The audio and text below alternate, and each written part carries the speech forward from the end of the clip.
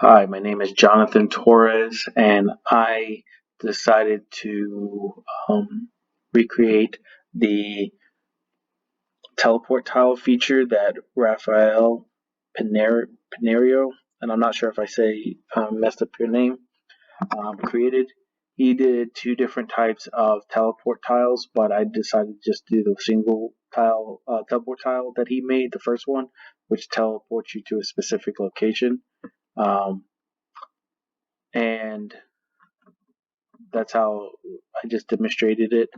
Um, this green one right here will teleport always to this red X. And when you teleport, when you step on the um, teleport tiles or the receiving teleport tiles, you'll see that the um, material will blend in with um, the base material of the tile. And then when you get off of it, it will revert back. And same over here. As you step on it, it will blink and blend in. My initial feature is these Ricochet Tiles, which will send you in the opposite direction that you were heading. Um, and I didn't change those, but um, what I did do was I changed the teleport tile so that it would be random. I initially wanted it to move a block. If you could set a block onto the teleport pad, it would teleport the obstacle to the other tile location, which would create some type of like puzzle where you couldn't land on a certain tile until you move that block, but you would need that block maybe to um, push a button, have it on a button or something. And but I couldn't figure that one out because of the code for the obstacle, and finding what tile the obstacle is on was kind of confusing, and didn't have enough time to fully delve into it and figure it out. Um, so instead, I changed my mindset and for the scope of the project, um, and decided to go with a random generator so that um, I could get the assignment done in time. Um, and as you can see on this teleport pad, it will send me either to this tile or to this one or to this one right here on the left. Um, and then the one on the other side does the same. It'll send you either to there um, or to one of these two.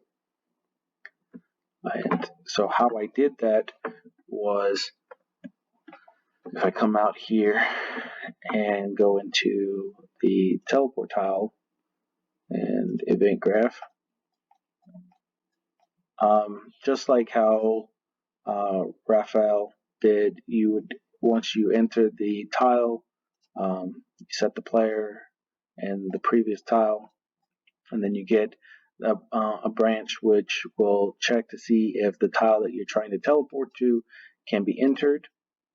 If it can't, it will message out to the player that it cannot be entered. If it can, then we'll set the C circle mesh to the tile color, and then we'll hide the actor, and then you will step into the random generator part, which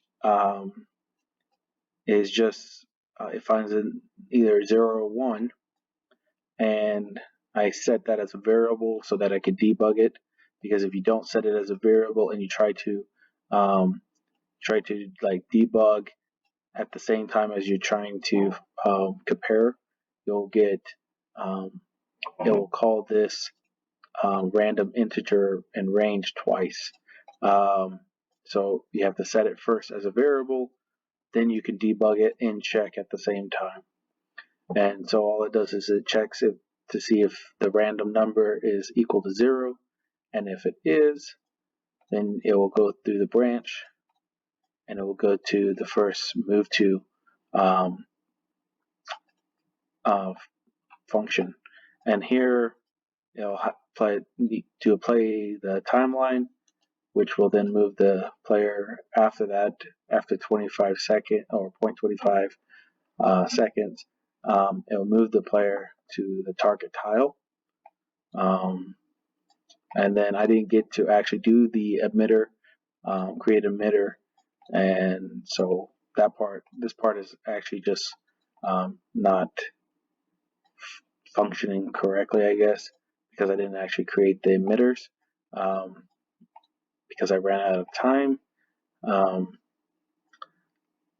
then back in the event graph, if it wasn't equal to 0 here, it would do the random generator function again, and if it's equal to 0, go to move to 2, and if it was false, if it was equal to 1, it would move to 3. And so that's how the randomness, and you could do this as many times as you want. If I wanted to branch off again from here, I could copy and paste it, and then do it again, and then so on and so forth.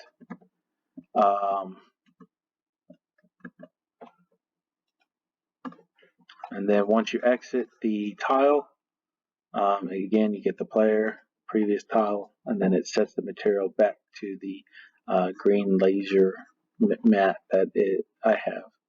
And then the teleporting to tile is pretty straightforward. You get the player, previous tile, and then you unhide the player so that he appears on that tile, and then you change the material so that the red X disappears. And then when they step off, it just brings the red egg, the laser mat back. And I changed it, and this is how the original code was. So instead of having a randomness, it just goes hide the actor, timeline, and then move to tile.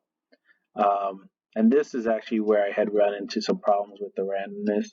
When I first did the random generator, I had put it after this timeline, and that created a problem where it would go 0, 1, 0, 1, 1, 1, 0. It would just, for the 0.25 seconds that you're standing there during the timeline, it will constantly call the random generator. And so you would be thinking that you're going, when every time you step on that tile, you think you're going to one place and you end up actually going to the other place.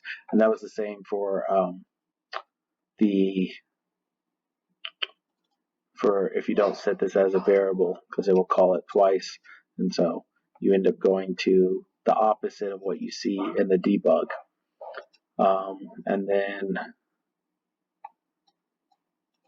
And then that was it.